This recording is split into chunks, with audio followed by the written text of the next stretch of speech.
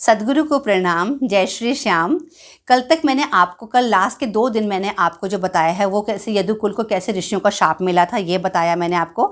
और जो भगवान ने यदुकुल का संहार किस प्रकार से करवाया, ऋषियों के द्वारा शाप मिलने से किस प्रकार से यदुकुल का संहार हुआ था, ये मैं आपको अपने कल के और परसों के 2 वीडियोज़ में बता चुकी हूँ। आज मैं आपको बताने वाली हूँ कि भगवान श्री कृष्ण अपने स्वधाम किस प्रकार से गए थे। तो मैं शुरू करती हूँ।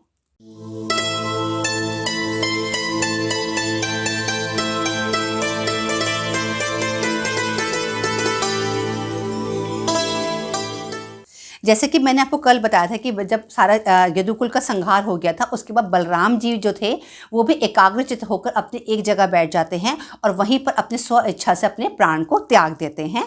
तो उसके बाद जब भगवान श्री कृष्ण ने देखा कि बलराम जी परम पद में लीन हो गए, तब वे एक पीपल के पेड़ के नीचे जाकर चुपचाप धरती पर ही बैठ गए।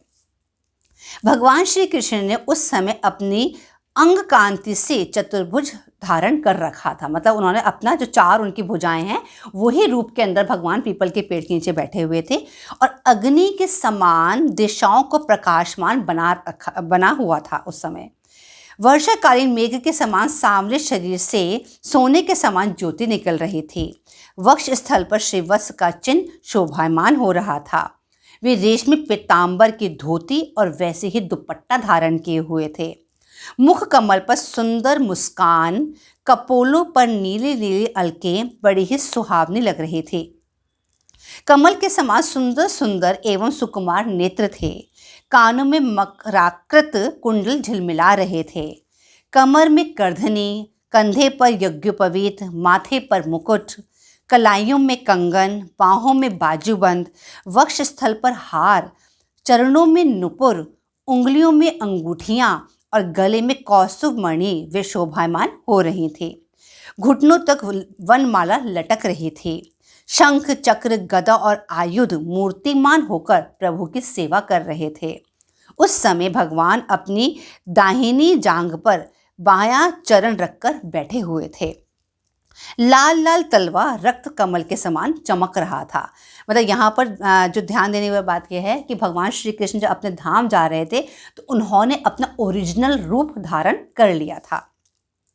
परीक्षित, जरा नाम का एक बहेलिया था। उसने मूसल के बचे हुए टुकड़े से अपने बाण की गासी बना ली थी। उसे दूर से भगवान का लाल लाल तलवा हरिण के मुख के समान जान पड़ा। मतलब भगवान अपने जो चरण ऐसे रखकर बैठे हुए थे तो उनका जो पैर का तलवा था उसको लगा कि कोई हिरण है और हिरण का कोई उसका वो मुंह है, और उसने हरिण समझकर अपने उसी बाण से उसको बेध दिया। भगवान पर वो तीर चला दिया।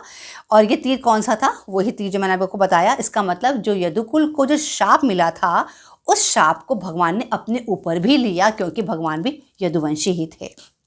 जब वह पास आया और उसने देखा कि अरे ये तो चतुर्भुज पुरुष भगवान श्री कृष्ण हैं, तब वह डर के मारे कांपने लगा और भगवान के चरणों में सिर रखकर धरती पर गिर पड़ा। उसने कहा, मधुसूदन, सचमुच मैं बड़ा पापी हूँ। आप कृपा करके मेरे इस अपराध को क्षमा कीजिए। बड़ी खेद की बात है कि मैंने अपना ही अनिष्ट कर दिया। मैं निरपराध हरिणों को मारने वाला पापी हूँ। आप मुझे अभी अभी मार डालिए। भगवान श्री कृष्ण ने कहा, हे जरे, तू डर मत, उठ उठ।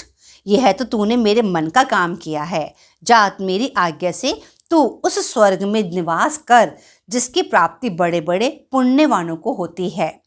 जब भगवान ने जरा को यह उपदेश दिया तब उसने उनकी 3 बार परिक्रमा की, नमस्कार किया और विमान पर सवार होकर स्वर्ग को चला गया।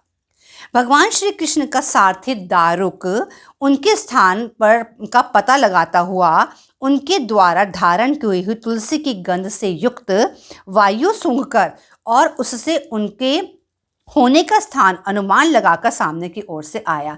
मतलब भगवान श्री कृष्ण अपने ओरिजिनल रूप में बैठे थे, विष्णु अवतार में बैठे हुए थे। तो उस समय जो उन्होंने तुलसी की माला धारण कर रखी थी, उस तुलसी की माला की जो सुगंध थी वो इतने दूर तक फैली हुई थी कि भगवान श्री कृष्ण का जो सारथी था दारुक, वो तुलसी की सुगंध की को सूंघता हुआ वायु के साथ वो भगवान श्री कृष्ण को ढूंढता हुआ भगवान श्री कृष्ण के पास आता है। दारुक ने भगवान को पीपल के वृक्ष के नीचे बैठा देखा। उन्हें देखकर दारुक के हृदय में प्रेम की बाढ़ आ गई, नेत्रों से आंसुओं की धारा बहने लगी। वह रथ से कूदकर भगवान के चरणों में गिर पड़ा। इतने में ही उसके सामने ही भगवान का गरुड़ ध्वज, रथ पताका और घोड़ों के साथ आकाश में उड़ गया। मतलब जितने भगवान के जितने वो थे गरुड़, मतलब रथ पताका था, जो घोड़े वगैरह थे, वो सारे के सारे पहले से ही आसमान में चले गए। ये चीज़ दारुक ने विटनेस करी थी। उनके पीछे भगवान के दिव्य आयुध, उसके पीछे पीछे भगवान के क्या गया। अब यहाँ पर आप बहुत ध्यान से सुनेगा कि जो सारी कन्फ्यूजन्स हमको रहती हैं कि भगवान श्री कृष्ण का शरीर यहाँ रह गया था, उनका संस्कार करा गया था, तो वो सारी चीज़ें गलत हैं, क्योंकि वो परमेश्वर हैं। हमें ये बात कभी नहीं भूलनी चाहिए। वो शरीर ही इस पृथ्वी से गए थे। तो यहाँ पर मैं आपको वो बता रही हूँ। तो दारुक ने इस चीज़ को विटनेस करा कि भगवान श्री कृष्ण के जो रथ पताका और घोड़े वगैरह हैं, वो भी सारे के सारे आसमान में चले गए, आकाश में उड़ गए। और उसके बाद भगवान के जितने भी दिव्य आयुध थे, वे भी चले गए। यह देखकर दारुक के आश्चर्य की सीमा न रही। तब भगवान ने उससे कहा, दारुक, अब तुम द्वारका चले जाओ और वहाँ यदुवंश के पारस्परिक संहार, भैया बलराम जी की परम गति और मेरे स्वधाम की बात सबको बता दो। उनसे कहना, अब तुम लोगों को अपने परिवार वालों के साथ द्वारका में नहीं रहना चाहिए। मेरे न रहने पर समुद्र उस नगरी को डुबो देगा। सब लोग अपनी अपनी धन संपत्ति, कुटुंब और मेरे माता पिता को लेकर अर्जुन के संरक्षण में इंद्रप्रस्थ चले जाएं।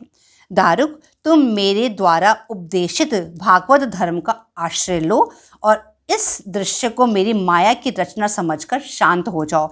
मतलब जब इस समय दारुक अपने नेत्रों में आंसू भरकर भगवान को देखता है कि अब भगवान अपने धाम जाने वाले हैं, तो उस समय भगवान श्री कृष्ण ने दारुक को भी उपदेश दिए थे। और भगवान यही कह रहे हैं कि तुम जो मैं तुमको भागवत धर्म के उपदेश दिए हैं, उन सबको उपदेशों को तुम अपने जीवन में उतार लो और अभी तुम शांत हो जाओ। और ये जो तुमने सब कुछ देखा है, ये मेरी माया से ही समझकर इसको फिर भूल जाना। भगवान का यह उपदेश पाकर दारुक ने उनकी परिक्रमा की और उनके चरण कमल अपने सिर पर रखकर बार बार प्रणाम किया।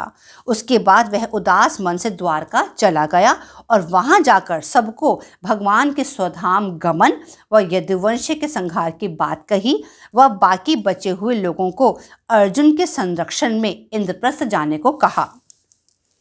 अब मैं बताऊंगी, दारुक तो यहाँ से चला गया है, बट दारुक ने भगवान श्री कृष्ण को जाता हुआ नहीं देखा था। भगवान श्री कृष्ण उसके बाद किस प्रकार से अपने धाम गए, अब मैं आपको वो बता रही हूँ।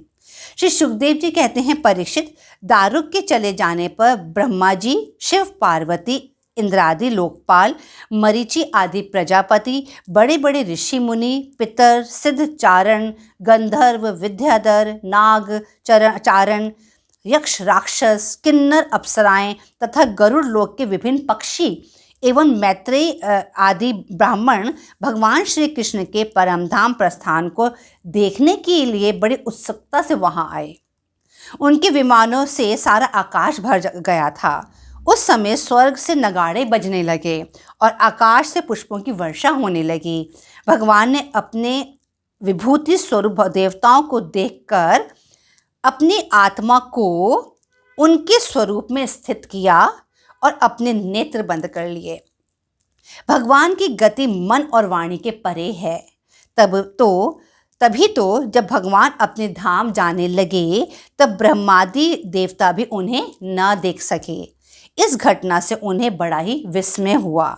जैसे बिजली मेघमंडल को छोड़कर जब आकाश में प्रवेश करती है, तब मनुष्य उसकी चाल नहीं देख सकते, वैसे ही बड़े बड़े देवता भी श्री कृष्ण की गति के संबंध में कुछ ना जान सके और वे सब भगवान की प्रशंसा करते हुए अपने अपने लोक में चले गए। इसका मतलब ये हुआ कि जितने भी देवी देवता आकाश में उस समय आए थे भगवान श्री कृष्ण को देखने के लिए कि भगवान श्री कृष्ण अपने स्वधाम कैसे जाएंगे, तो वो लोग भी, उनकी आंख पर भी इतनी चौंध पड़ी और भगवान बिजली से भी तेज रफ्तार से अपने शरीर समेत वो ऊपर चले गए, अपने धाम चले गए, जो कि देवता भी नहीं देख पाए थे। परीक्षित, जैसे नट अनेकों प्रकार के स्वांग बनाता है परंतु रहता है उन सबसे निर्लेप, वैसे ही भगवान का मनुष्य के समान जन्म लेना, लीला करना और फिर उसे संवरण कर लेना उनकी माया का अभिन्न मात्र है। वे स्वयं ही इस जगत की सृष्टि करके इसमें प्रवेश करके विहार करते हैं और अंत में संहार लीला करके अपने स्वरूप में ही स्थित हो जाते हैं।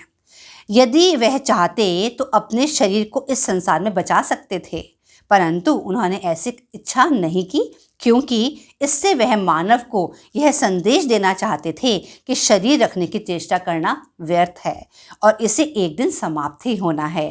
जो मनुष्य भगवान की इस गाथा का प्रातःकाल उठकर भक्ति से कीर्तन करेगा, उसे भगवान का परम पद प्राप्त होगा। इधर दारुक श्री कृष्ण के विरह में व्याकुल होकर द्वारका आए और वसुदेव जी, उग्रसेन और बचे हुए यदुवंशियों को यदुवंश के विनाश का पूरा विवरण कह सुनाया। इस प्रकार भगवान श्री कृष्ण अपने धाम को चले गए। तो भगवान श्री कृष्ण किस प्रकार धाम को गए, आज आपने ये सारी बात बहुत ध्यान से सुनी होगी। उम्मीद करती हूँ आपको बहुत अच्छे से समझ भी आई होगी। और अब कल का जो मेरा एपिसोड है उसके अंदर अब मैं आपको बताऊंगी कि जब भगवान श्री कृष्ण ने कहा था दारुक से कि तुम जाकर वहाँ पर द्वारकापुरी में सबको बता दो कि मैं स्वधाम चला गया हूँ, बलराम जी भी अपने धाम चले गए हैं ये भी बता दो, और अर्जुन के पास जाकर कहना कि यहाँ कि वहाँ जितने भी लोग बचे हैं, अभी स्त्री और बूढ़े जो लोग बचे हैं, वो सारे के सारे अर्जुन के संरक्षण के अंदर इंद्रप्रस्थ चले जाएं और द्वारकापुरी भगवान नहीं रहेंगे, उसके बाद द्वारकापुरी भी डूब जाएगी। तो उसके बाद क्या होगा, अब नेक्स्ट क्या होगा, मैं आपको अपने अगले एपिसोड में बताऊंगी। तब तक के लिए हरे कृष्णा।